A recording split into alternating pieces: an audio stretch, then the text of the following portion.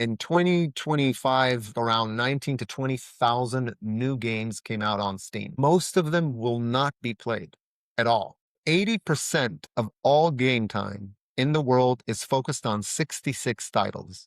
10 of them we can just lay out right now, and these are the ones that have all the attention in the world. Most of them are 6 years older, and most of them are there because they have a creator community around them. So Minecraft, GTA, the GTA role-playing world dominates Twitch viewership, but it's not the online version that gets watched. It's the modded version. Anything that has spontaneity, real-time occurrence, value, more realness is going to win the day and is winning the day. Are we heading towards a real metaverse? That's the way we're headed. You see it now a lot in just the online communities where the day doesn't start until they jump into the game and actually connect with their friends there.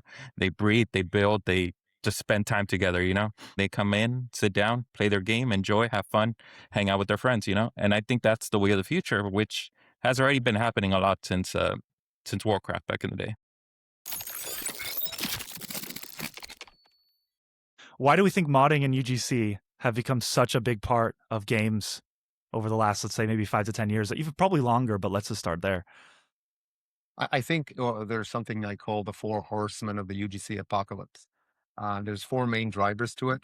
One is, first of all, demand. I think that the way specifically younger generations consume content is with many, many iterations and add-ons and tweaks, and they require and demand a lot more of the IP, demand a lot more content at a velocity the studio can't really provide.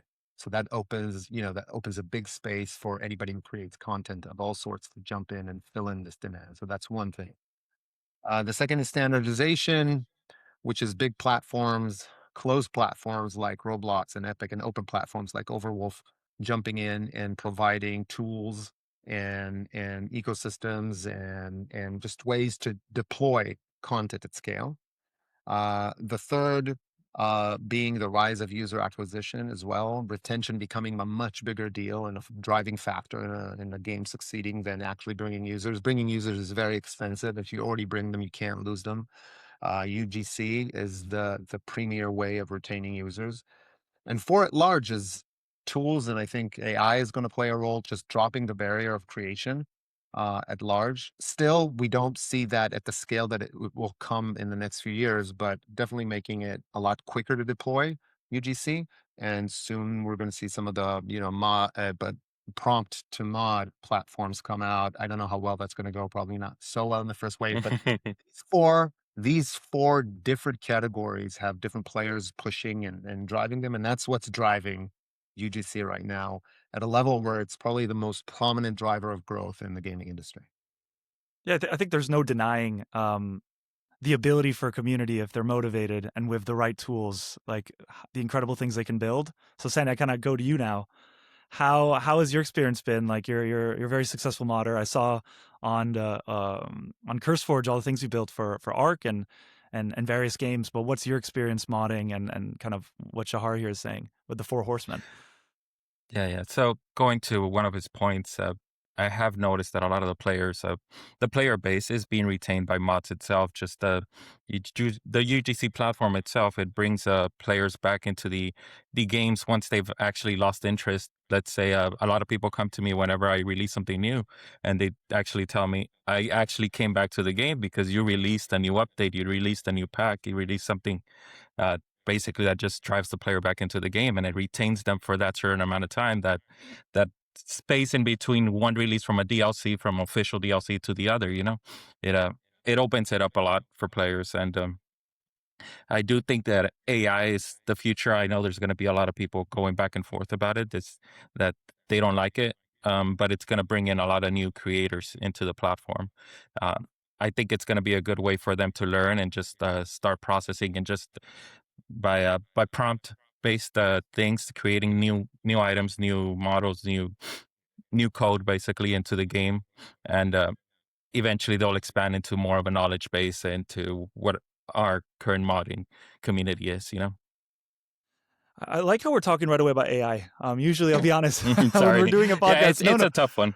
I know. I'm very open about talking about AI. It's something that I try to push for. And there's a bit of in the industry, everyone's like a little bit quiet about it, a little bit nervous. I think rightly so, because There is this idea that AI can outsource and maybe automate certain tasks that are seen quite kind of amorously of something of a creative pursuit. But at the same time, like when I think of like people being able to create games, a lot of times the average player is limited by their ability to understand APIs, how they can use maybe C++ or Lua to get in and create assets, create scripting, whatever it is. I think the most important thing is like the creativity and the idea you have as a Hmm. creator, and a lot of people are just kind of sourced out of it. And I mean, Shahar, I'll go to you here. What do you think AI's purpose is going to be when it comes to empowering like everyday players to be able to create experiences? So, first off, my sentiment has always been that AI is a tool. It's not the main Okay. course because to get if you are deep into modding and you're deep into successful modding, which we'll talk about how can the conditions for that be created very soon. But if you're a successful modder like Sandy here, there's a bunch. Your level of specificity and granularity is very high. You need to climb up the ladder of development abilities, and that has very little to do with AI. AI might cut you short on some of the distance you want to make or the things you want to deploy. But the actual talent of creating a very specific mod or add-on or whatever addition UGC to the game, that's extremely context driven in a way that I don't think will ever really solve. Mhm. So I don't know, but AI could definitely cut the time short by a landslide. And I'm sure there are going to be instances in games that perhaps our audience or you guys or we don't play, which is the hyper casual or the casual games where you can prompt very fast iterations of a very quick game loop. So maybe AI could do something there in terms of gameplay. But in the core experience in AAA games and games that lead themselves to creation, AI is a good co-pilot. It's not the Hmm. main dish. Exactly. Yeah, I can see it. It'd be great just for creating quick placeholders in games. So let's say you need a like a table or a some sort of prop to put in your game, so you can quickly create something with the 3D program, sorry, with an AI software, and just place it in game as a placeholder. Because obviously, we know that if you actually bring in all those assets, people are not going to be happy by seeing 3 AI created content in the game itself. At this point. Maybe in the future it'll be kind of more acceptable, but at this point, I think it'd be good just as placeholders itself, but nothing more than that. I see. S- So what is it that what do we think is exactly what makes players nervous about AI created assets? Because let me just like set an example. I think a lot of times when we're creating stuff, I've said this before on other episodes, we kind of jump into Google. We search like maybe let's talk about this table, right? We'll find an example of the table we want to model. We'll bring it into like a program that allows us to create something similar, and we'll tend to create like we don't come up with a table from scratch. We tend to take ideas from different sources. Um, isn't the process of AI also just if I want to create this type of table, I find the exact table that I want to create this asset from, and then I ask for an AI maybe to generate it. I mean, I think the value of the action is that I've chosen this table, or maybe just to understand like where the sensitivity is according to you guys about what it means to actually create something. Is it the idea or is it the action of going out and building it from scratch, going through the difficulty of learning the program, knowing how to put together the model, deploying it into an environment? Like what is it that we think makes people nervous about AI generated assets?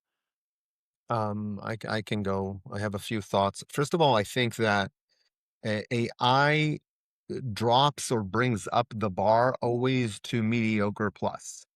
And if what you need is mediocre plus, get AI to fill in the table. But creation itself is placed on a vast spectrum of possibilities.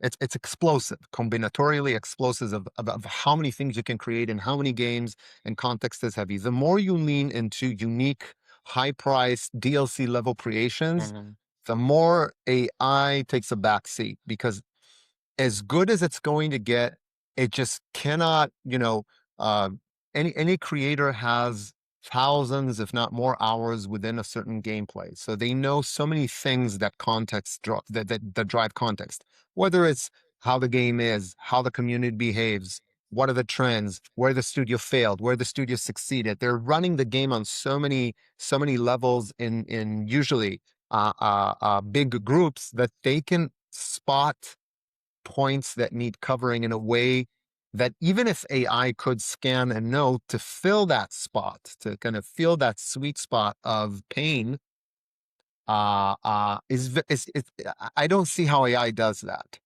I think players, or in general, the general public is averse to AI because AI takes over and kicks out creators at large. Mhm. And part of, I mean, from my standpoint, what AI does, because it's mediocre plus, a creator usually has, like any person who earn or who levels up in a craft, you start by being mediocre minus sometime. You're not like the Mhm. genius. You need to do many things. And AI cuts the line for really starting out creators. So anything you want to develop skill in and get very granular at, AI is going to kick you out. So we're kind of going to lose on the potentiality of what creators could be at scale. Not anyone in particular when we use AI. I think something in that dynamic, I mean, at least from my point of view, is a pain because we're really kind of cheating ourselves out of our own potentiality for creation, which cannot really be copied by anything else. Sandy, do you have any thoughts? Yeah, so I agree with what he said. And just a quick point is, for example, I hire a lot of actual 3D artists to come in and create models and things for me for all these games. I can't turn around and go into AI and just have it create something for me because it's not going to be the same quality as a professional would have, you know. And it's I guess it's where you draw that line between just having a temporary placeholder, like I mentioned before, and bringing in the actual 3D asset that the creator brings in and creates itself. And it also lacks the creativity itself. I guess we could always create a prompt and speak and write up something for them, for the AI to actually create, you know, but I like working personally with the 3D assets one on one. So I give them the concept, the idea, and then you have full creative just to do whatever you want with the model itself. I'll just review it one or two times and tell you, okay, this needs changing. But from then on, it's pretty much I leave it on the 3D artist itself to create something instead of going through an AI system to do something for me. Mm-hmm. I think there's this innate, it loses soul. I mean, Exactly. a Hmm. philosophical level, it loses soul. It doesn't have, and it's not you, it's not us. So, Hmm. there's an underlying sense of fakeness that Exactly. Hmm. just cheats people out of what they expect from the experience. Hmm. So what do we mean by soul then? Because it's like I see so many great games that community members have become so embedded into that they understand the context, they understand what the players are looking for and what they find fun. They can create narratives. Maybe they're creating levels, experiences. Um, is the soul understanding what people are trying to get out of the game and then creating that play environment? It's like you're allowed to create these playgrounds, from what I see, and I think what we're trying to discuss, and I think what everyone's kind of nervous about, is the ability for anyone to just create tools or things in that playground. And then to what extent are those personal? To what extent are those kind of unique? Or do they even have to be? Do you get what I mean? Like, if you look at, I'll just not to go on a rant, but I've played World of Warcraft a lot. And when you start breaking down the assets in World of Warcraft, you start realizing, oh wow, this cave structure is the exact same cave structure I've seen on the other side of the map, or this castle is the exact same castle structure that I've seen, but it's probably flipped around in a different orientation. But they tend to reuse assets because that's how old games were made. Like you couldn't make 15 different varieties of castle or 15 different varieties of a room or whatever it is, or even tables. Yet Mhm. everyone seems okay with just like that type of table and not that everything has to be completely unique and new. So that's where I get a little confused when you say, oh, well, people have to work on things very specifically. It's like, or there has to be a lot of attention to every single detail. I think it's much more about like, can you create a playground for people to come in that makes sense from maybe a narrative or contextual level? Uh, I don't know, Shahar, I feel like you want to You jump know, in. I have a few things to. We're a bit in philosophy land, but Yeah. I will. First of all, I think that your claim right now is correct. I don't need to, if you're making a cave, the only relevance to make the cave unique is for the cave to inspire some more insightful, intuitive human dynamics and insights. So what happens is, I mean, and World of Warcraft is a great creation platform. It allows for a raid, for a group to come together and battle. And what's interesting is the human dynamics that battle on the same rules. And you turn the flame up a little bit with this boss or with that boss. I'm simplifying a lot of mechanics. And what you have is different people in the group break. And you can't really anticipate that. And the guy who runs the raid needs to be able to function skillfully on one hand, and on the other hand, figure out how, the priest is down, the warrior is down, the healer, the magician, I need this. That's a very complex, unique configuration to a moment that the platform allowed to create. That is by definition uncopyable. That's where people get averse to AI, because that's a very human experience. You can copy the map, you can duplicate it, use AI, you can put tables around per our previous discussion. But I don't think, and there, I don't know if you've seen, but Metal TV, they split out into a company called General Intuition, which raised $133 million to give their clips of gameplay to AI models to understand how humans behave in physical environments. So gaming, the type of World of Warcraft gameplay and the type of MOBA gameplay are now harvested by AI to understand simulation and spatial, kind of create spatial brains that will be able then to participate in these types of experience, and also probably be the operating system for robots, and that's going to come later.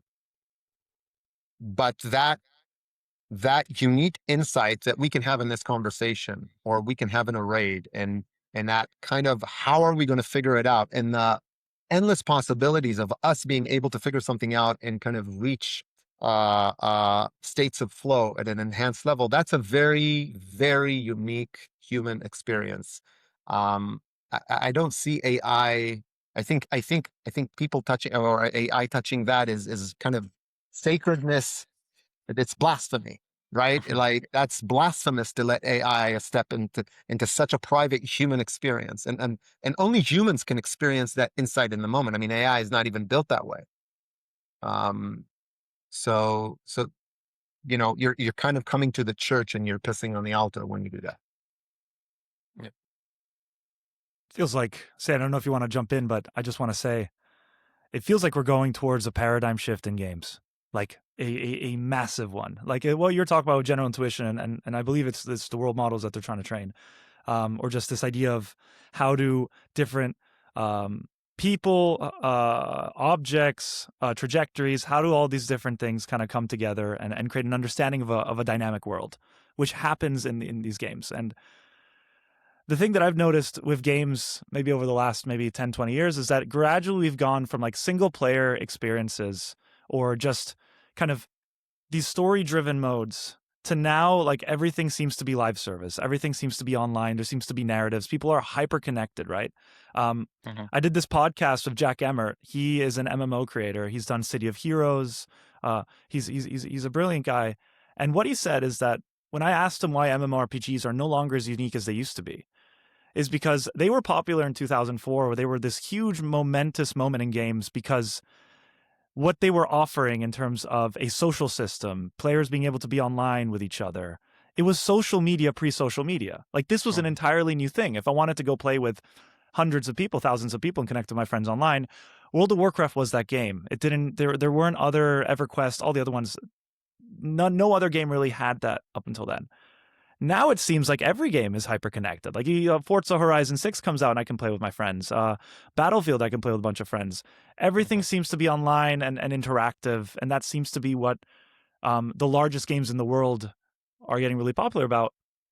And so when we talk about AI, I think we have to draw the distinction between single-player narrative experiences and like kind of really true artistic creations, and then like these online worlds that are coming about that, I mean, I've noticed from my time working at Old School RuneScape, but in general, looking at the whole landscape, it needs community support. It needs people to inject it with creativity, like what Sandi does Mhm. and all the different mods he created.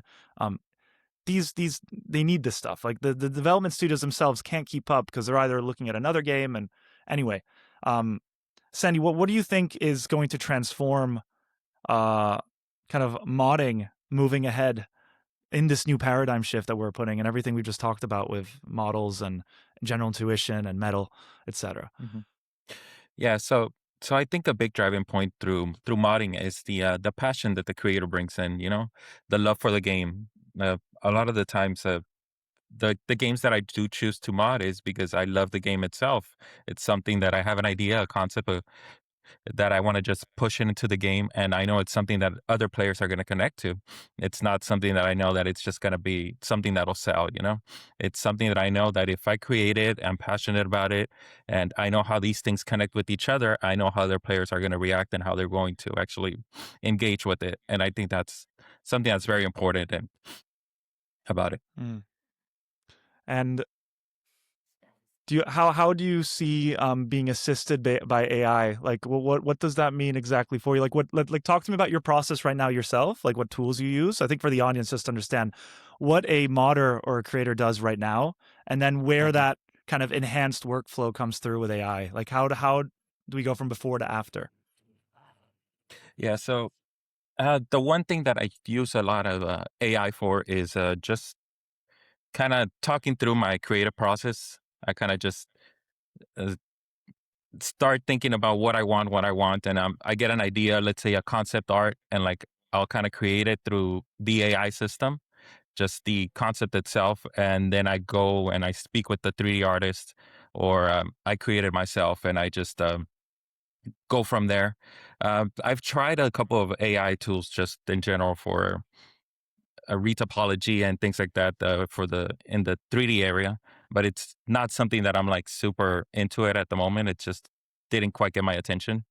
Mm-hmm. Obviously, you can do stuff to get just to be creative and create more stuff in a faster manner, I suppose. But it's not gonna have that same passion that I would have if I'm actually in there creating it myself. I don't know if that answered your question. Sorry. No, it does. It does. And there's this big thing about passion, right? So, Shahar, I'll kind of come back to you again. This idea that the development teams and maybe the publishers are creating the assets and the tools, these playgrounds for people to come in. Uh, they're providing creators tools to kind of mod and customize these playgrounds. And then all in the background, if it's connected online, there's a bit of a new emerging market coming where Metal and General Intuition are looking at these dynamics and they're trying to understand how players like play. And this is kind of keeping the industry going. How does someone, a regular gamer who kind of sees this stuff, how do they make sense of all these different moving parts? And because it's no longer just publish or create game, sell it, players play, then they move on to the next one. It seems like this forever game and these modding communities, it's supercharging everything. Yeah. I'll start with closing the loop on AI because I think that there are some use cases which AI will definitely have a very strong foothold in. For instance, I think anything has to do with the companion as you as a player need companions to play in MOBAs and any MMO really is that place is going to be filled by AI. We're going to have AI friends and bots that are going to be very close to how does if not even better optimized than a real person playing with you. I think we're going to see some products in the market around that.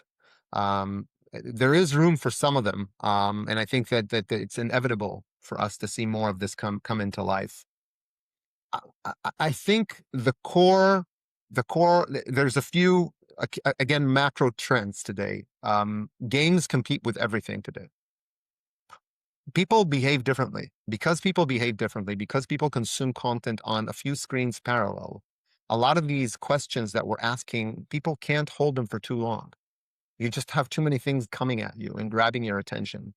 Um, and that's why creators such as Sandy and others, are at the forefront of that attention handling. Because what happens is a creator is going to move quicker than the IP holder on what is salient right now, what is relevant, what could be relevant. So if Sandy, Arc releases, or it doesn't matter what game releases a DLC or it comes out, Sandy's going to play it in on that day. He's going to go 1, 2, 3, 4, 5, 6, 7, 8. Here are 10 things that are lacking. And by the end of the week, one of them's out. So the creator becomes, I used religious terminology before, but he becomes the prophet on the mountain, saying to everybody what to do, what to consume. Now, when I say creator, it's not only Sandy is, let's say, the driving force. He's the one developing the creation and putting it online. But then you have the YouTubers and the streamers and the influencers echoing that. And there's this whole ecosystem and marketplace that generates market hype that is very relevant to what's happening here and now.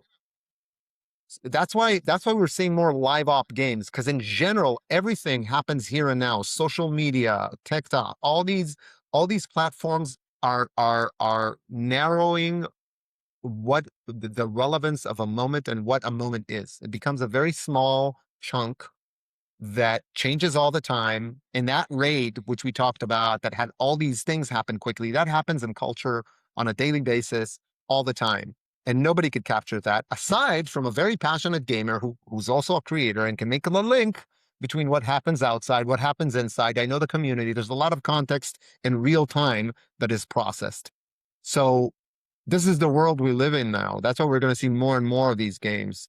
Not to say that, in 2025, I think around 19 to 20,000 new games came out on Steam. Most of them will not be played at all. 80% of all game time in the world is focused on 66 titles. That's all. Wait, Most of repeat them, that stat. That is an insane stat, Shahar. So we'll say it again. 80% of all the game time in the world, of everybody around the world playing, 80% of that time is spent only on 66 titles. It's unreal. It's unreal. 10 of them we can just lay out right now, and these are the ones that have all the attention in the world. Most of them are 6 years older. And most of them are there because they have a creator community around them. So, I'm talking a lot about macro shifts because I'm hoping that people that listen to this understand how to orient themselves in the space and what could be the future and where we are with all of this. There's this story I love to tell. During COVID, my son was playing Roblox. It was 2 weeks. He's in the house. I'm like, he's all the time in his pajamas. I'm like, Ben, change your pajamas. It's enough. No, no, no. Then he comes to me one day and he goes, can you buy me the red skin in Roblox? He's playing some game. I'm going to Ari's birthday in Roblox. I want to change it up. I'm like, man, you haven't changed your outfit for 2 weeks. You want to go to some digital experience, and and you could see it's so important to him. And I understood that people today place a lot more value, and then that's true across all social media, in their digital identity versus their real identity. So you have these macro shifts in these platforms that are all UGC based, most of them. Minecraft, GTA, the GTA role-playing world that dominates, the GTA at large, GTA 5 dominates Twitch viewership, but it's not the online version that gets watched. It's the modded version. So anything that has spontaneity, real-time occurrence, value, more realness to it is going to win the day and is winning the day. Are we heading towards a real metaverse? You know how Meta created the metaverse a while ago? They rebranded. There was this whole idea of there's this virtual world out there, and what was it, maybe 2019? Everyone was super bullish about it. Everyone was talking about it, and then it kind of just died down. Are these the seeds of the future Ready Player One, where now you're getting all these decentralized experiences being built out on different platforms, Roblox, World of Warcraft, Arc, Hogwarts? Sandy, I'm looking through some of the games that you've built for, but it feels like we're creating these islands of experiences that are kind of separate. And are these the early seeds of we're heading towards a complete shift in what we feel is online behavior, because people live on Discord now like it's their family, right? Like people talk to their friends every day when they play. People want to be connected and kind of role play and have these experiences. Like your son who like isn't changing their and by the way, I've done the same when I played WoW. I wouldn't change. I'm concerned about like my character in game, right? I'm not thinking about real life. It almost feels like we're it's incredibly exciting. Like we're heading towards this very different world. I don't know what you guys are thinking when I say metaverse, but what are the thoughts? I have many thoughts. Sandy, you want to go a bit? Because I could go on. Yeah, so I think in a way it kind of is, yes. That's the way we're headed. You see it now a lot in just the online communities where players are, let's say, our ARC, for example. A lot of them, for them, the day doesn't start until they jump into the game and actually connect with their friends there. They breathe, they build, they just spend time together, Instead of being out in a community with other people in the real world, they're online. They finish their day at work and they come in, sit down, play their game, enjoy, have fun, hang out with their friends. And I think that's the way of the future, which has already been happening a lot since Warcraft back in the day. Yeah, even like Second Life, right? Like I always talk Yeah. about Second Life because that felt like that was like kind of that early example. Shahar, I know you want to jump in, but yeah, like this idea that players have always wanted to socialize and jump into these online worlds and become members of it, become part of the community. I think we have that ingrained in our heads quite naturally to seek that connection. And I think online people can actually disconnect from who they are and just be someone Mhm. else. I think that's an incredible power. So Shahar, I want to come back to you. Like, what are your thoughts on this idea of we're entering a metaverse in a lot of So ways? I have an issue with the definition because it's an old school definition Okay. that had various players playing and trying to portray a future, which I don't think is going to happen with these players. So, anyways, it's like you asking me, what about the industrial age? And I'm like, I don't know. Maybe we have a new version of the industrial age and we need to rebrand it because it's not going to be what Meta envisioned and it's not going to be anything like it. I think macro wise, we are moving to it, but I think and I think creators are going to play a huge part in it. And I'll try to work my answer backwards. So I think the way to look when I think about studios and I think about UGC in general, it's because a lot of the studios haven't deployed yet UGC at scale, and there's various types of philosophies to how deploy or how much do you want to deal with UGC with your creators.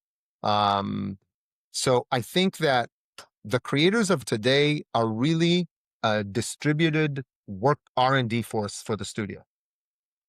Okay, so there's no because the 200 studio the studio 200 people studio is going to be more and more of a relic, and there's going to be more distributed workforces that really like the core experience of the game and can bring a lot more value to how that IP can develop and actually compete in the market than your core team.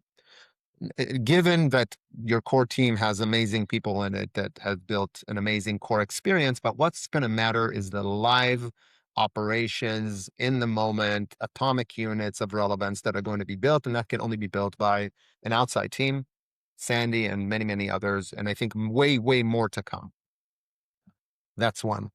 Um, I think that in general, people living online is a much safer route in today's world, and also the political environment and how Mhm. people are judged and what you are allowed to do or not allowed to do, are allowed to speak. In games, I can do a raid with a guy who's a paraplegic and we're running at the same speed, right? Everybody's got a level playing field. They could be what they want. There's freedom to be and express yourself in ways that sadly today in the real world have just society configured new rules, more constraints. So it's gonna people are gonna massively uh what's that word?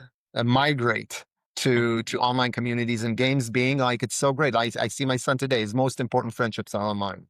Mhm. This game, Minecraft with this guy, and Roblox with this guy, and then and then it splits. How do those work? So in the metaverse had a big idea about interoperability of different communities and different games. I don't know how that's going to happen. I don't think that's going to happen the way we envisioned it, but definitely there's a migration online, and definitely the people that are going to drive that are not so much the big IP holders. It's the little people, quote unquote, that are going to create and iterate on what an experience is. And in that sense, I think we're like at the beginning of it because there's a lot of differentiations, and also a lot of the games aren't really open yet to that. They're on their way, but they're not there yet. On that point, do we think a lot of publishers are taking advantage of these modding communities, that they've been kind of riding the coattails of what these creators have been able to build, and kind of, and I don't want to mean this antagonistically, but I do mean that there are forever games out there. There are games, live service games, or games with an open kind of API or creator community, that because the creator community is so passionate about a product that maybe was built some time ago, it's kind of kept it going, and maybe it's allowed it to grow, but they haven't really ingratiated these community developers. They're kind of on the side. Sandi, I kind of want to come to you. Do you ever feel like in the modding community, in the creator community, you guys aren't really getting your fair share, or you're getting like the exposure, or even just the gratefulness, or just someone saying thank you for like the work that you guys are doing to sustain these games? Because it just feels like you're being taken for granted. I can speak from this on a personal level. I've noticed this, and curious to hear your thoughts. Yeah, from my personal experience, what I've seen a lot is that a lot of the mod creators they feel taken for granted, obviously, because they are creating all this content, bringing all these players back into all these games. But I do see a turn in a lot of the studios itself, that they're actually starting to reach out to all these modders to help them create stuff in the game, or they will purchase their idea instead of just taking it. They'll take it in, and even going to the point where they're hiring the modders itself to come in and create the stuff for them. Personally, for me, I started working recently with Ark Survival, that I started creating all the official event content for them. So it's there's jobs coming out of it, So there's a point, a fine line, I guess, in between feeling uh, just tossed to the side and actually being, I guess, it's a matter of creating a name for yourself in the modding community, and and then the studio coming in and actually acknowledging you, I suppose. It's a lot of the acknowledgement portion of it, I think. The player base and the but then again, you do have all the players that come in and like they acknowledge what you're creating for the game itself, and a lot of the times it's funny that a lot of them kept telling me like, these studios should hire you to create all these structures and everything for the game itself. And then like I couldn't say anything because I was under NDA, and like 2 weeks later I came in and like I released, okay, I made this for the game itself officially, which was awesome, amazing. Go Why ahead. is it that's sorry? Why is it that studios have been a bit hesitant of acknowledging creators? Like, what's your perspective on it as a modder? Like, what's stopping them? Is it because you're kind of being brought in as a developer, and that's kind of going against like the internal development team, or is it simply kind of, do you feel like it's a monetary? Like, what's what's your perception of why studios haven't kind of wanted to acknowledge the modding community in a more kind of official way? An official way, yeah. Um, I guess it's that fine line of protecting themselves. I think it's what it is. It's just this is what we're bringing to the game. This is the certain quality that we're bringing. Yes, we'll accept all the modders and everything that they're bringing in itself, but obviously they expect I guess, a higher quality when it comes to content from the official game. It's not a so they do have to derive the certain line in between the players and the modders. They can't just acknowledge everything that they create. They can't just be a full part of it. Although a lot of the games itself, like for example, Ark Survival is doing a great job. Just what they something that is fantastic about them is that their dev kit itself, they just released the entire game itself in there. All the content, all the blueprints, all the models, everything is in the dev kit itself for the players to come in and use. And there's obviously a lot of other studios that aren't doing that. They just obviously for IP reasons they hold on to a lot of their content and they don't want to release all their secrets. Yeah, yeah. Sorry, I went on a bit of a rant there. No, it was good. I mean, I've discussed this before with other creators. The idea that players want an official experience. If I'm playing World of Warcraft, I want kind of, there are people in the development studio that are really good quest writers, really great developers, really great designers, right? They're creating like on a bar, they're creating an incredible experience.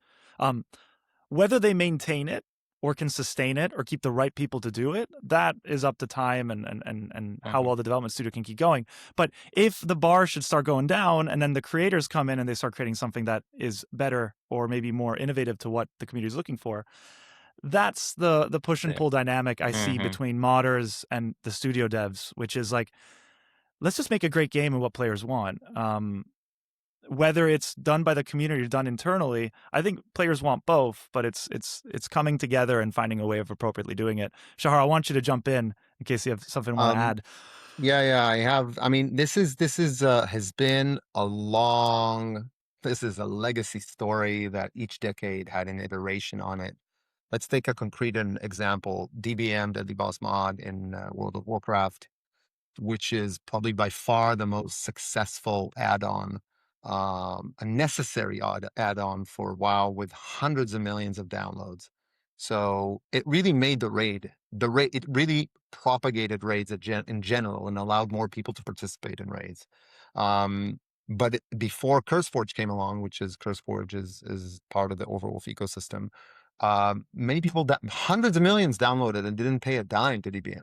I mean, it wasn't for money. It was for the love of the game at the beginning. It became very successful. Clearly, it's driving all the retention stats on WoW and doing a hell of a lot to the game that costs hundreds of millions of dollars to build, and yet he's not getting anything. At some point, CurseForge came to the scene, and this is kind of the space Overwolf came into. We saw this gap. We said, "Wow, this is going to be the world is changing." So now it's very evident the world is changing, but 14 years ago, it wasn't that evident. And we said, this is a real profession. I mean, people are creating real value here. I mean, it was off the coattails of League of Legends, Arma 2, all sorts of modding experience that were also standalone games, their own companies. But DBM wasn't big enough to be its own company. It needed a hosting service, and it needed a monetization theory behind it, and it needed WoW to be okay with it. And I think until recently, it's very hard to make a successful game. It's very, very hard at scale. It's like it's catching lightning in a bottle doesn't do it justice. The level of ingenuity, creativity, and just masterfulness in storytelling is at the top pinnacle of human professions. And the teams that manage to do that justifiably want to safeguard that, because they know the impossible amount of coordination and creativity that needed to go into that and in the marketplace. So there's a few things happening here. First of all, there's an incredible amount of talent, and then comes, I'm paraphrasing, some Joe Schmo from the street who played the game for like half a year and writes something. Excuse me, take a seat. We worked on this thing for a decade. We've been perfecting it with the best of the best that made the best of the guest games. And now you're coming off from, Wyoming and typing up a little code, and now you think you're part of the team? No. That's one side of it. The other side of it is real safety. You created like something that's extremely valuable. You don't want people to toy with it or tweak it or sabotage it in any way. And there's been attempts, and there always will be, because there's always bad actors. So it put the IP holder, can you imagine George Lucas letting people play with Star Wars? No, it's not going to happen.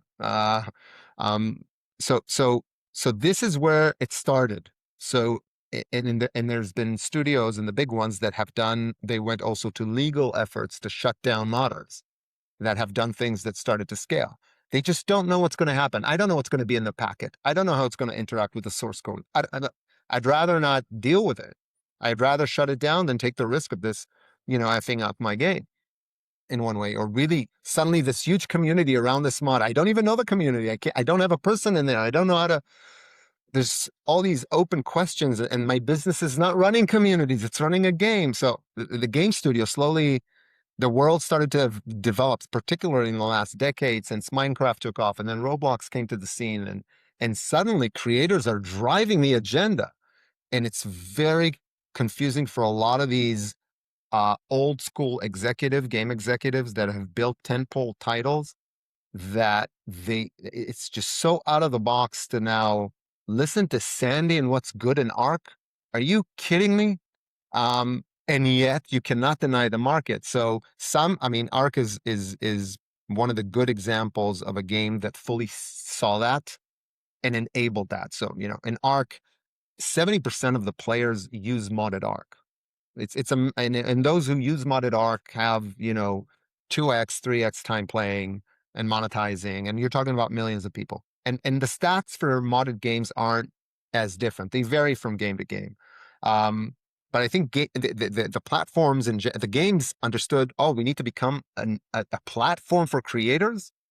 The business is changing. It's not about, I mean, you need to create a core experience that people love, and you stick to that. Now you need to build a platform around creators. And that's also a shift. It's not building a feature that's going to allow creators to create. You need to build the platforms. Creators need to host, distribute. You need to incentivize them, whether it's by reputation, whether it's by finances, whether it's by both. And you need to create an environment of trust. That's an operating system. That's some payment. How are you going to collect now? You have all these guys. If you have monetization, it's a real heavy lift, but when you look at the stats and you see what drives retention and you look at the games that are out there that are making it, then if you're in the business of lasting in this business, you need to understand how you build that or how you team up with people that can build that. um Sandy can speak about, the massive effect of doing something successful to the game and then having the game studio support it, and then having influencers love it and tweet it, and then you know I don't know how many downloads you have by now, Sandy. I know it's north of 80 for sure, 80 million. Um, you're on mute.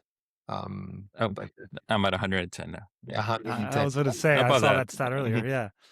And most of those are premium mods. And Sandy wasn't. He was you could tell the story better. He was doing this for fun, not making any money, until we came and built with Arc this premium mod experience for modders, where modders can step up to DLC level, creation level modders. And there's a few individual modders and a few teams there that are just killing it in terms of nobody can create the type of content they're creating for the game. And that's the world we're going into. Yeah. Nor can game studios necessarily support doing the work that the modders have done. I'm very good friends with an old school RuneScape creator. His name's Zoinkwiz. He created Quest Helper for old school RuneScape. And the incredible thing about Quest Helper is that it allows a lot of players to kind of replay the game in a way where they don't have to reread all the quest text. They don't have to remember every single step within a quest or every single puzzle. And for people who want to play an MMO and not necessarily be completely story driven, but they want to kind of achieve goals or kind of get to a certain point, Quest Helper is a huge kind of support for them, like to the point where a lot of players wouldn't be playing that game without a Quest Helper. And it becomes this gargantuan plugin that has become part of this game that players can't play without it. And I think the studios are very nervous about, like, how do we recreate this? Can we even do it? Do we have the capacity for it? We have so many other objectives we're strapped right now for finance, whatever it may be. Like, there are loads of reasons why. And I'm not speaking specifically about old school RuneScape, but when a creator creates such a necessary mod, like a Sandi or a Zoinkwiz, kind of the studio has two options. They can either bring this person in and kind of reward them and kind of ingratiate them into the process, or they can kind of keep them at bay. But I think that creates a level of risk, because what happens if a Sandi says, I don't want to keep maintaining this plugin. I don't want to keep updating it every weekend for no pay, for no recognition, for absolutely nothing. My thesis is that I don't think a lot of game studios that haven't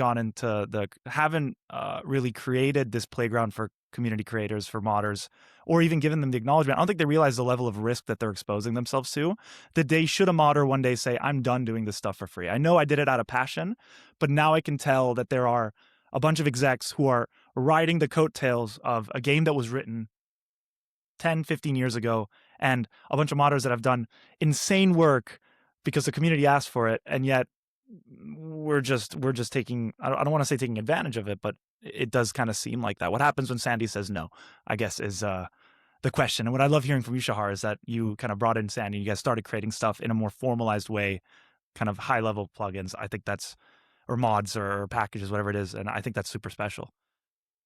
Yeah, so because we see our view of the world is that in-game creators, which is modders and app developers and private server owners and just anybody who contributes any part of UGC is a profession.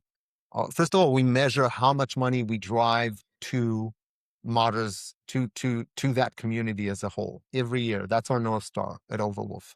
2025, it was 300 million. We want to get to a place that by 2030, we drive $1 billion. And there are studios who are really gung ho, and there's more and more of them, although it's still in process, into and understand the complexity of building an operating system around what we call community driven games. All the live ops games are community driven because at the end, it's people coming together to do some joint tasks or coordinate themselves in a way that, causes them and brings them meaning and purpose, really. And and when we launched or we wanted to launch premium mods, this was a risky thing to do because premium mods in general failed in the past. Bethesda has a bad experience with that. And in general, anybody who tried to prize, a whim of somebody, even if it was a popular whim, being a mod or anything else, it just was frowned upon because it was never done. But the great thing about Arc is Arc has, it's Unreal 5. It has a lot of great fidelity when it comes to visual. And a lot of the teams that are doing well know how to really pick up slack and build things that are really relevant to the world that the studio is never going to get to in a high fidelity. So we thought that because people can really connect to how premium this is. I mean, there's some creatures that are built in Arc that are insane. Like just the physics of how the thing moves and the attributes and how it connects to the game are, it would take the studio months to build it, and they need a dedicated person. Uh, so so once we could define and build towards with the studio towards this DLC level, we could launch premium mods. And premium mods also, Arc is a cross-platform game. It's on PlayStation and Xbox. When you upload a mod, I mean, part of the problems are really back office problems. Modders in the past needed, if they wanted a mod to be cross-platform, they needed to talk to PlayStation, which of course won't talk with anybody. So off the bat, there were things that were impossible that we solved for. Cloud cooking, we take care of all the platforms. Like you upload and it gets distributed. We moderate, we curate. There's a lot of friction that you want to remove to allow for this. And at the end, there's a Sandi that creates an amazing experience. That experience is clearly a value add. And then you play with pricing, $5, $2, $10, depending on how robust that is. I mean, there are teams on Arc that have built kind of entire worlds, kind of like London Fallout for Fallout, that are worth, they're a proper DLC. And for teams, the more games there are out there in the open world that could do that, the more Sandi finds more platforms or more games that are operated like platforms, the more income possibilities he has, the more opportunity he has, the more opportunity creators have. So we see this trend intensifying and hope to really facilitate and be on that standardization platform that allows for all of these dots to connect. It's so interesting, Shahar, because it's like, imagine the iPhone came out tomorrow and Apple decides only we're going to build apps and we know Right. the best apps and they're going to live on that iPhone. Exactly. And there's no developer community. It's like, nah, you guys don't have to come up with anything because we know what you guys want. We know how you're going to use this iPhone. And then Sandi comes along and creates, I don't know, a really cool app. I remember there was like iBeer was like one of the first ones that came out like on the iPhone, and everyone was downloading it and you could like simulate drinking alcohol. And then Apple's like, no, actually, we think that's really stupid, and just you can try it, but we'll stop you and we'll ban you, and then you don't do it again. And then more people like Sandi say, actually, we're going to learn to do this better. We're not going to do a simulated like beer drinking game. We're going to do, I don't know, we'll build something like Farmville. We'll build maybe a new social media app. And then all of a sudden, like Apple that thought, hey, we built this thing, we know best, are suddenly getting humbled very quickly because these people who use this new iPhone are using it all the time, are starting to understand the use case and the community to the level, if not more so, than the Apple team, because they're so focused on just building out the next iPhone that they become integral and then they get ignored. So maybe I stretched out that example, but I truly feel That's a that good example. we're at this point right now where we're missing that kind of ingratiation of a developer community that has happened on so many different platforms. But with games, we kind of, it's not become status quo. It's still something that like some studios do, others just kind of passively extract the benefit. And maybe just to simplify for the audience, the future we're heading in is that anyone can be a developer for a video game. And it's actually in the company's best advantage best interest to allow Yeah. for that. Sandy, go Yeah, ahead if you have thoughts on that. Yes. Yeah. So personally, I started modding just to create something for my daughter, just to make her smile, something that she could use in the game and we could play together and just build those meaningful connections. She's becoming a teenager, so I'm losing her basically, to the online world and all the games online. So that's it's a good conversation. yeah, it's it's getting tougher and tougher to keep that connection between us. But that was the whole idea, the whole concept. I wanted to create something for us to just be able to play together. It was never about making money. It was never about having a community or anything. It just kind of it went from one thing to another, and it just exploded. Where I had a huge community, I had a bunch of people following me. They wanted more content. It came to the point where if let's say an update broke the game, they expected me to come in and fix it, but I have a family. I want to spend time with my kids. That was the whole point of doing this, and they always came back to me, you should be happy with the donations that you receive. And I'm like, there's no donations coming in. I don't know what you're talking about here, but okay. And then CurseForge came up with the whole premium process, just being able to monetize our creation. So I was like, well, it won't hurt to dive in. I already have a big following with all my free mods, all my free content, that I was just creating for myself and my daughter. So why not? And I started creating I launched 2 different premium mods in the beginning, just side by side, and they kind of exploded. They blew up, and that kind of even got my name even bigger, And obviously, the money started coming in, which was fantastic for the family. I had a valid excuse to keep making this, and keep creating, keep making more mods, more things, because obviously my wife's gonna be like, "What are you doing? Why are you spending all this time creating things for?" Other people, instead of just creating the one asset that you were going to create for your daughter, and it pays off, I guess, to be able to have that whole, okay, I'm making money off of this, And what's fantastic about it is that nowadays with the money that I've been making, I've been able to hire out people. So the burnout isn't there anymore, which was a big thing in the beginning because the way I did it initially was I started reading a textbook during my kids' nap time, and then I would work in the middle of the night from, let's say, 10 to 12. So I would wake up again at 5 in the morning to start my day again with the kids, wake them up, getting ready for school because they went in really early to school. And it just got really heavy for me, So this actually came in handy to be able to just be able to hire people, hire 3D artists, hire testers, hire just anybody and everybody, and it came to the point where I started thinking, I have a background in marketing. So I started thinking, okay, so how can I expand this, And I started reaching out to people to create the trailers, create more content for me. I started reaching out to all the content creators, which it just became a huge ecosystem, And everybody nowadays, all these modders come to me because I have all these connections that I've built just with the content creators, with the studio itself, and just to be able to expand pretty much my mods and just the income coming in through it because of it. Go ahead. 2 things I picked up, which I want to call out. Number 1, the absurdity, the absolute absurdity that you're building something valuable for a game studio and they turn around and say the donations are enough, which are the donations from the very players that are paying. They've already paid for the game. And now they have to donate. Like the response is, no, okay, now donate to the modder who's contributing assets and content for a game. And it's just, which is going to make kind of the executives, and I don't want to go into the whole, because I think I always try to be somewhat balanced, but at face value, from a player community perspective, like from a player first perspective, it feels like modders are creating content for studios that then make money for the execs, because of course then we want to protect the people who are working in there, but the execs are the ones that, it's always a pyramid. We're in a capitalist world. And then the response from the studio is, you should be happy with players who donate to you, even though we're making money off that work. It's like it just feels like such a one-sided weird transaction that it's not. I'm not trying to be aggressive on it, but there is something from an optics standpoint that feels weird.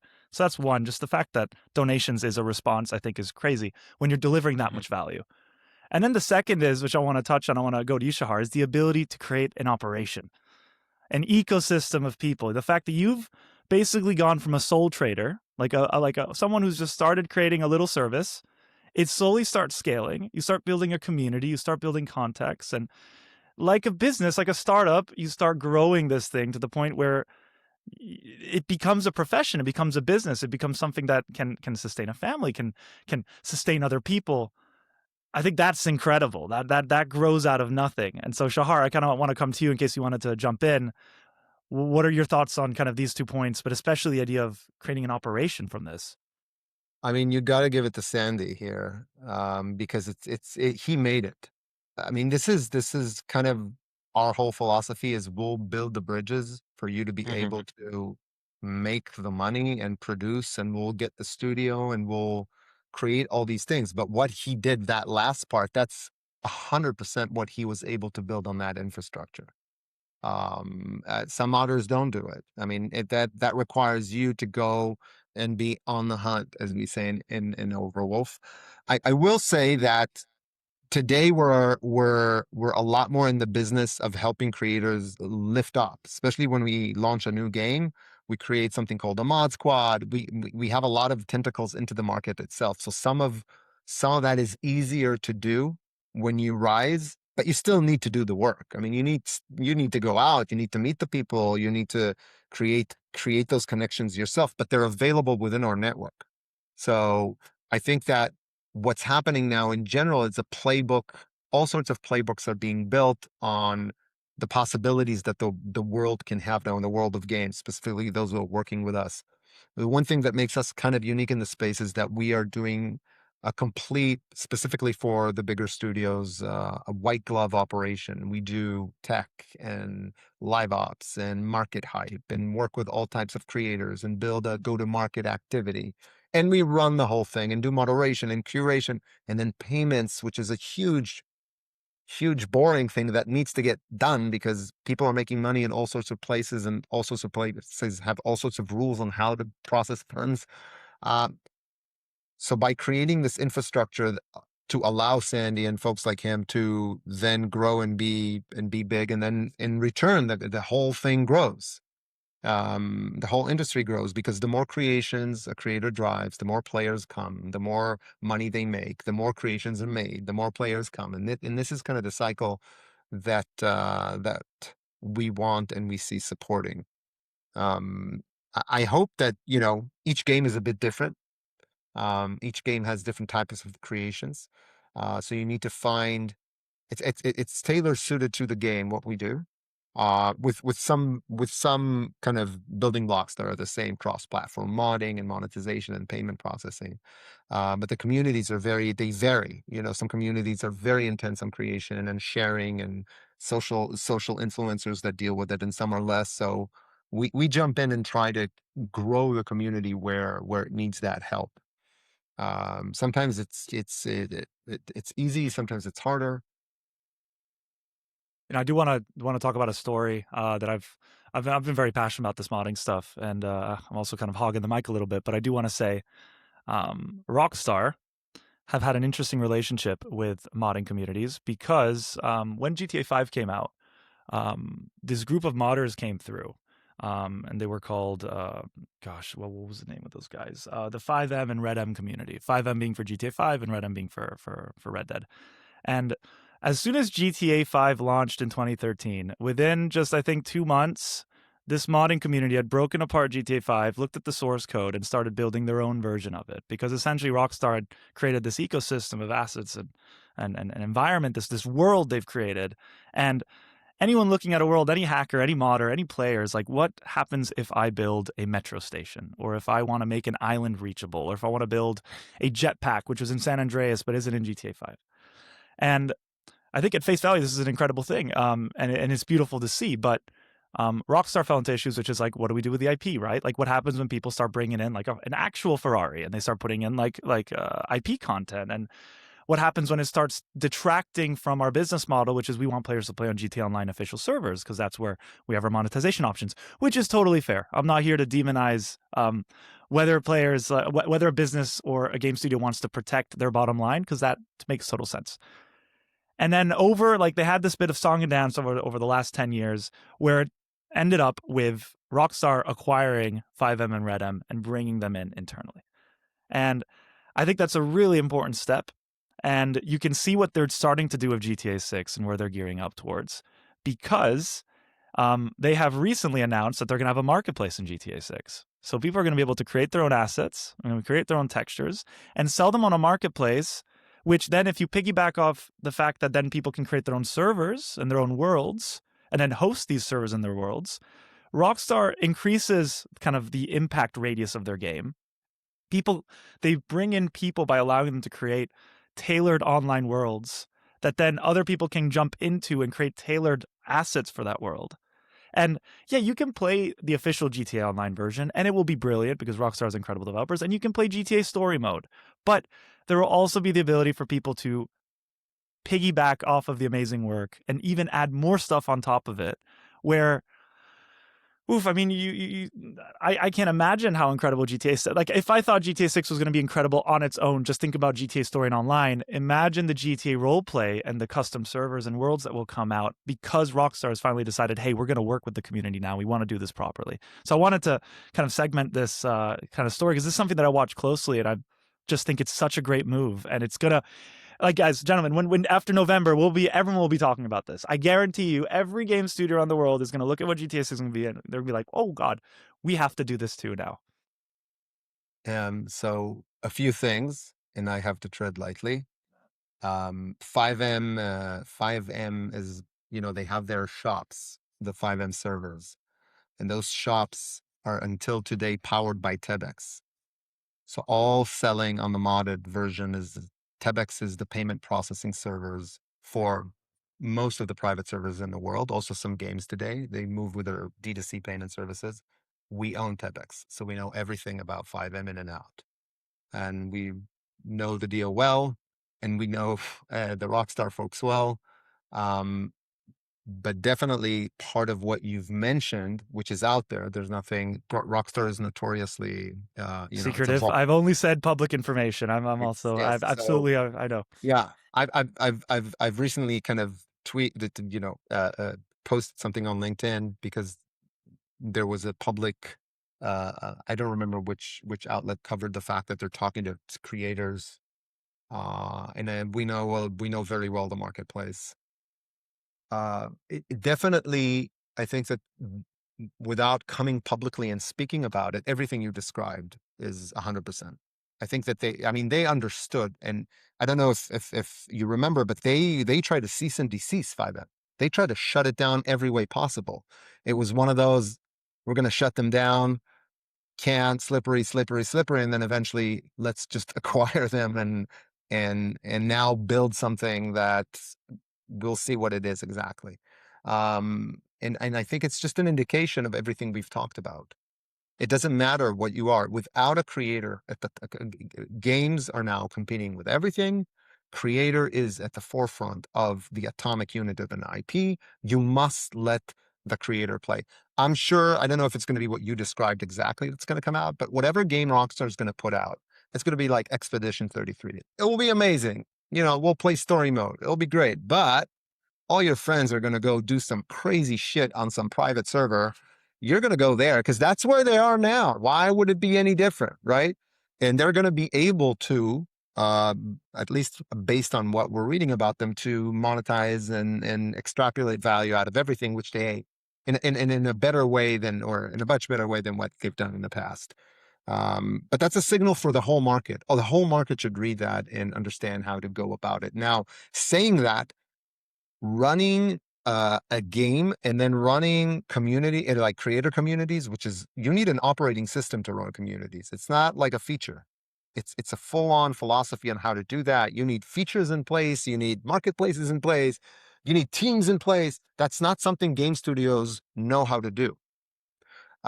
They might learn how to do. I mean, right now in the news, for instance, Paramount announced a new movie game entertainment initiative, and they're building a team around it. I mean, entertainment at large understands it needs to the former entertainment, the movie business and the TV show understood that gaming is entertainment. All of that is going to fuse into one ecosystem, but you are going to have fandom and the creators of the fandom drive the engagement on it and manipulate the IP in all sorts of ways that's going to drive engagement.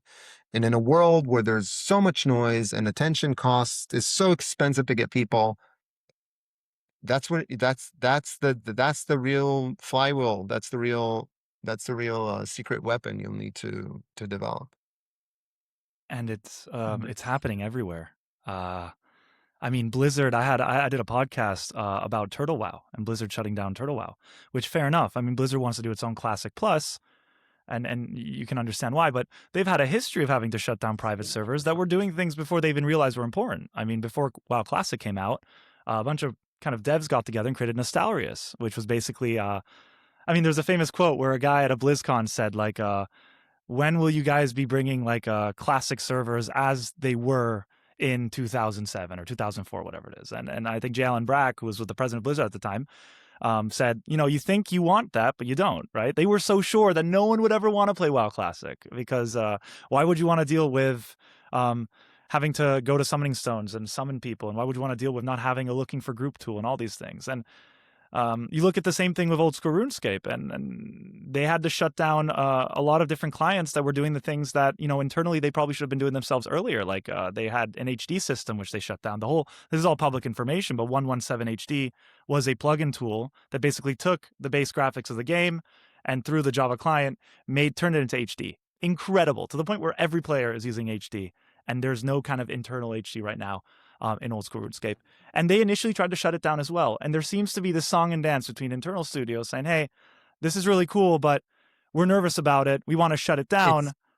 It's tough. I want to say that Turtle WoW was it showed that communities often want continuity more than novelty, right? Absolutely. And Blizzard didn't know because internally they wanted to go to another direction.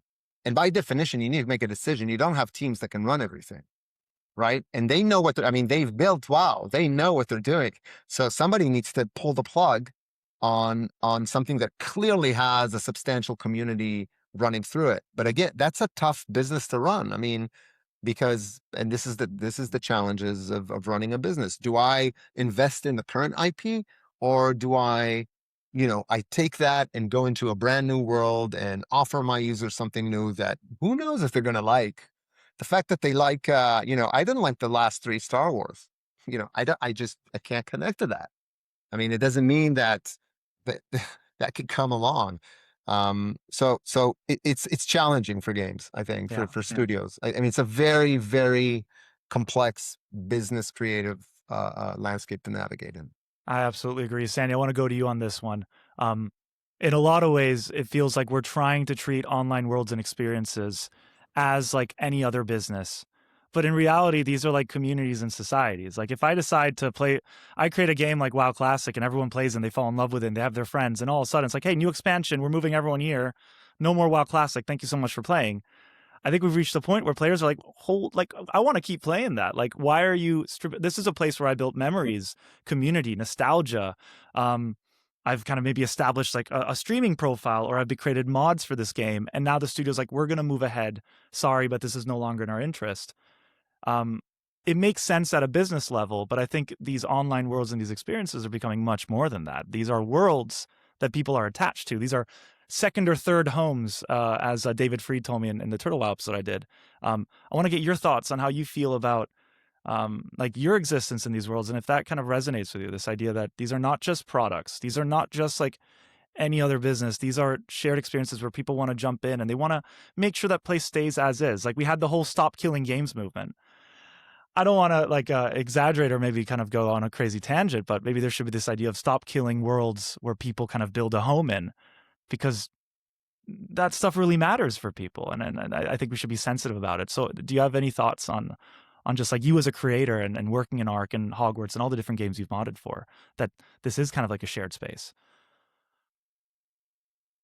Yeah, so at the end of the day, I think what we're creating is experiences for the players, just something that everybody that they all can connect with, and obviously they want to keep using and keep playing and keep being involved in that community that we created through the experiences that we create. Um, we see it a lot in for example, in UEFN, that the big experiences, the games now that they call them, is where people come in and they connect with each other, and I do it a lot with Arc as well, just through the mods that I bring out through CurseForge. It's they're able to, let's say, the structures itself, people are able to create their second home. They might not live in the best situation day to day, but they are able to create these amazing buildings, these amazing houses, modern. They can make them look however they want. It gives them that sense and that feeling of, I guess, a different world, a relaxation in sense. They're able to escape the real world with everything that's going on in the world, and they're just able to be in that in the world itself, in the game.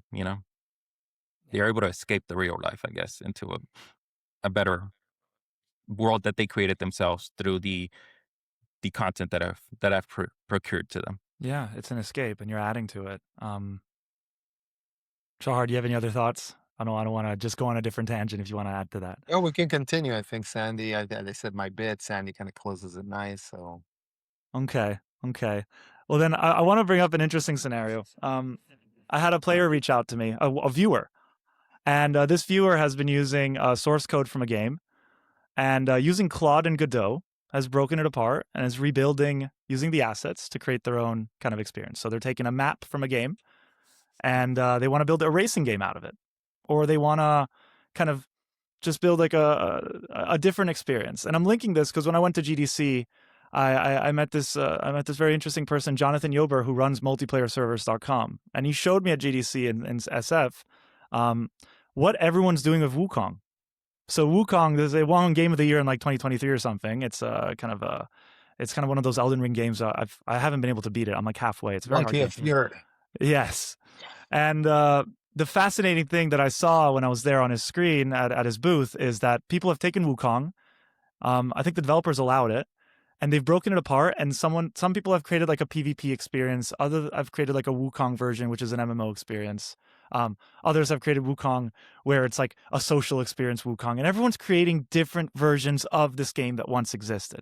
And I can't help but feel that with these AI tools that are coming out, right? Like, Claude, I work with AI tools every day. And what I'm noticing is that these tools are just going to get more and more powerful. And what happens when you tell them, hey, go into the source code, which all our computers have access to. You download a game, you have the source code in your computer. You can go into the files and you can do whatever you want. What happens in a world where any average user can plug in Claude, get into a platform like Godot, and just start building stuff with assets that are from a game studio's it's their IP, but how do you stop that? I know this is very sensitive, Shahar. I totally understand if like this goes into an area where like we don't want to maybe discuss it, and I totally get it because I'm not trying to be controversial on this podcast, but I can't help but feel that like these tools are going to give people unparalleled access to just take assets and do crazy stuff with it. So how do we go into this world, and how do we kind of just talk about it openly as a gaming and business community? I know the first step is, of course, what you guys are doing with Overwolf and like creating like these modding communities and all these systems, but it does beg the question, like, gaming is going to go through a paradigm shift. There's going to be this tsunami of change. How on earth do we approach it? I think this has to be in dialogue. Game studios need to what you describe is going to happen. Whether you like it or don't like it, whether 99% of the people downloading the game would adhere just for the sake of morality to not touch the source code out of respect for its creators, great. There's always going to be bad actors or just actors that want to use an opportunity. I think that the scenario you described is definitely going to happen. I also think that it's going to be the problem of the game world moving forward is going to be distribution. There's just too much going on. It's always So been, you could do all that with a source code, but that's not going to go very far unless you have a way to, because noise is going to amplify at such a level that creator, gamer, and platforms like us need to work together to make something succeed. So market is going to force everybody to sit at the table and have that kind of conversation you just had. Okay, how do we do this? How do we, because you want to give, we talked about Rockstar and 5M, you want to give the tool, you want to say, let's talk, this is going to happen. It's going to be successful. You want the studio to be able to spot these successes way ahead of time.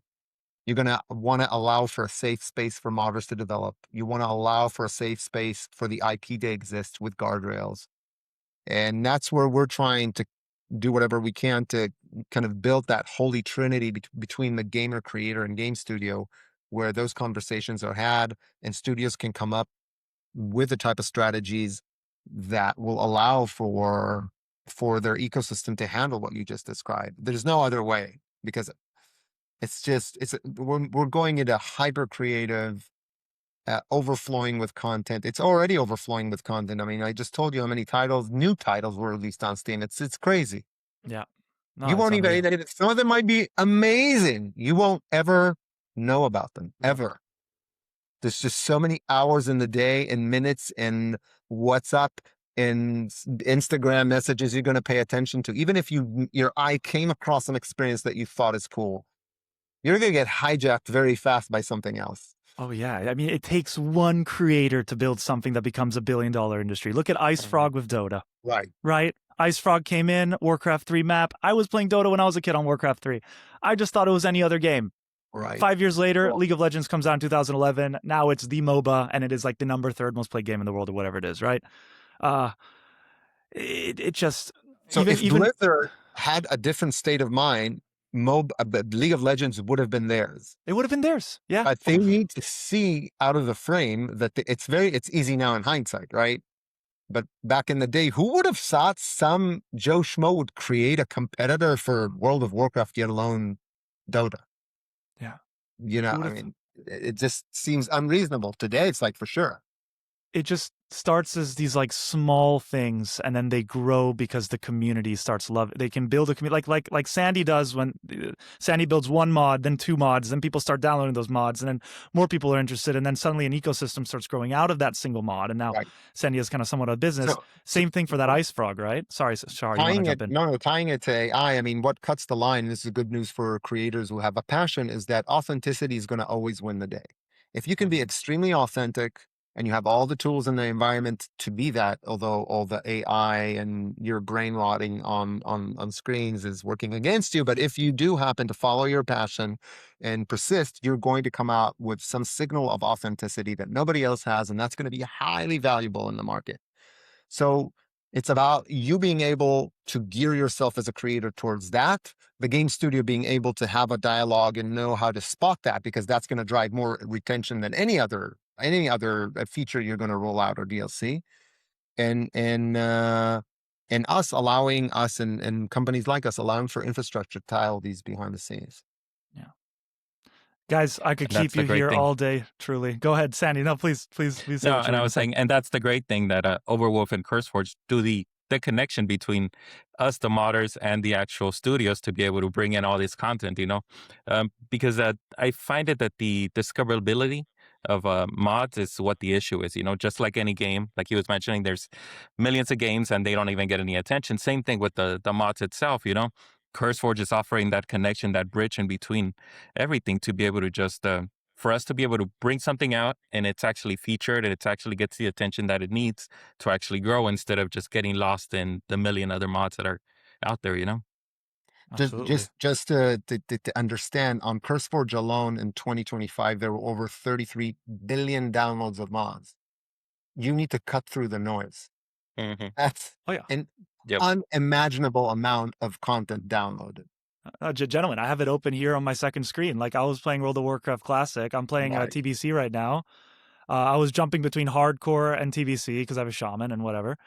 And I need to download all these plugins. I just start like all these add-ons. I'm just I'm just looking at download size. I'm just downloading a bunch. And I had this thought when I was at Old School RuneScape, which is you can create packages of add-ons that can help players at different points. Like if I'm a new player Mhm. coming into an MMO, Right. here is your package of plugins that we can just inject in the game.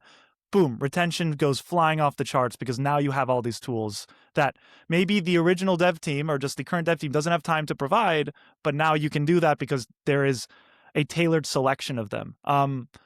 This is, I by the just, way, where Hightail that launched with us yeah. earlier in January, they did that. Where I didn't I sat down with my son, and it was such a fun experience of just going to CurseForge, downloading the mods, playing the game, adding all these things. I mean, and we had over 13 million downloads in 2 weeks. I mean, it's crazy. Mhm. And you see what happens when it works. Also, of course, the client needs to be frictionless. It can't break. Mods need to be, revamped, renewed in the same location, all sorts of things that you need to do in the back office for that experience to really succeed. But it's amazing just what you just described, like to create these different packages and different levels. I mean, it's infinite. We could now sit and come up with ideas and Oh no! The last one that I want to say, like in terms of like idea that I've seen, there is a group of streamers that do a thing called Only Fangs. So like fangs, like the teeth, Mhm. and they come together and they basically play World of Warcraft hardcore. They bring in noobs and like experienced players, and they do this whole event where they have to get to 60 without dying, and they have to go to a raid. And the really cool thing is that they created their own kind of plugin or add-on. I think it was through CurseForge to kind of push the community to push the players into a system that the game couldn't support. So because they wanted to stop players from being able to trade from each other that weren't within the same guild, or to use the auction house, or to stop them from doing things that went away from the spirit of hardcore and being solo self-found, I think the WoW players who are listening will understand. They had to create these plugins to be able to support this community game mode, which then allowed them to create this content. So what was the alternative? Like they have to go to Blizzard and say, "Hey, we're doing this community. Can you build out this feature for us?" And we're like, "All right, let us That's what check." Like, happened. "Oh, we're doing all this other stuff. We don't have time." Right. Instead, the community comes in. They inject in this Lua facing interface that just allows them to stop certain things happening in game. And here we are. It was an incredible event. They're probably going to do another one with Classic Plus. I'd love to have them on the podcast sometime if they're listening. And it's amazing. Like I think there's no other way to say it, that like you have like a foundation game, you're just building layer upon layer upon layer of new and interesting things that then can be turned on or off depending on the use case. Definitely. Guys, I wanna ask two things for each other just to close this off, because I genuinely could keep you guys here forever. But I'll go with you, Sandi, first. For people listening right now, they're thinking, I'd love to be a modder. I've kind of playing around with maybe AI and stuff, but it doesn't have to be an AI answer. What advice do you have for anyone who wants to start creating mods tomorrow? Like how how do you suggest someone get? Maybe they're not as technical as they would like to be. Maybe they just like playing the game and they'd love to contribute. What would you tell them to do? Well, just like me, I started with no knowledge, zero knowledge of dev work. I had no experience in it.